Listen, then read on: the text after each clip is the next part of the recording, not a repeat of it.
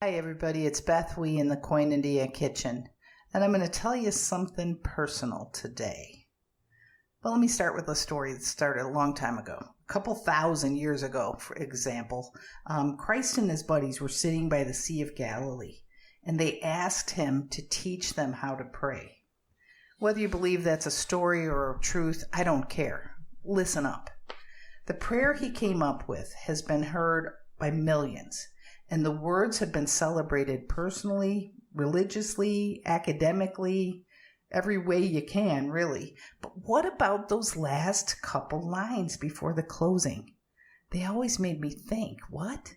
What about those? Lead us not into temptation, but deliver us from evil.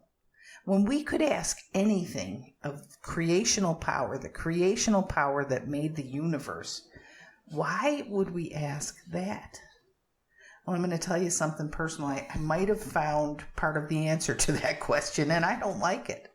Let me explain.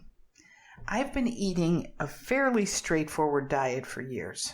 I try to eat whole food. I enjoy the fruits of the eating plan. My system works really regular. I'm generally energetic. I can do a lot. I'm one of those accomplishment junkies, and I can get a lot done in the course of a day.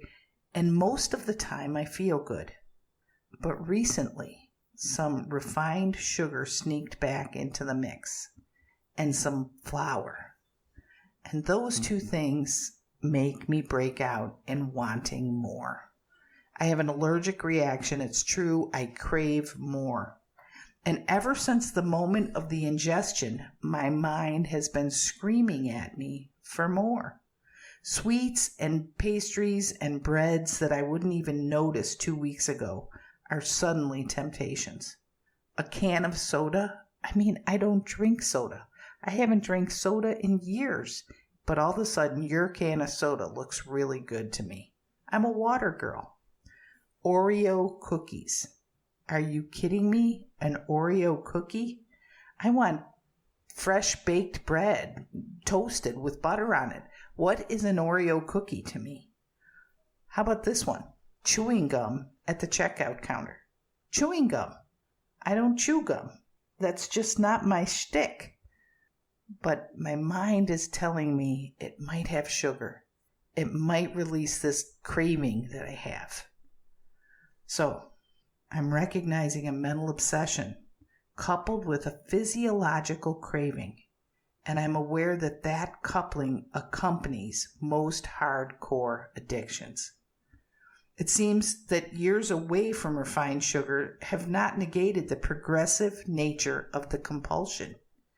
Instead of a little angel on one shoulder and a little devil on the other vying for control, I have an angel and a Snickers bar. I hate to admit it, but the fight is underway, and they are talking to each other. I know when they started treatment centers, they chose to make them 28 days long because that was the recommended time necessary to detox from a substance mentally and physically. So I have a ways to go before I get 28 days cold turkey for this hankering for sugar and flour. I want to get back to the business of living in peace, sugar-free and secure. And more than that, I don't want it to talk to me when it's not part of my day. In the meantime, if you see my head bowed, you can be sure I'm asking my higher power for one thing. Lead me not into temptation, but deliver me from evil. Who knew evil could be chocolate-coated? It's time to take addiction out of the shadows and shine the encouraging light of recovery on everyone affected. Good Seed Podcast is powered by BethWE.com, a nonprofit ministry based in Vero Beach, Florida. We'll start the uncomfortable conversations that turn despair into hope and complacency into action. Connect, communicate, and thrive with us. Check us out online at beth.we.com. Thanks for tuning in. We'll talk again soon.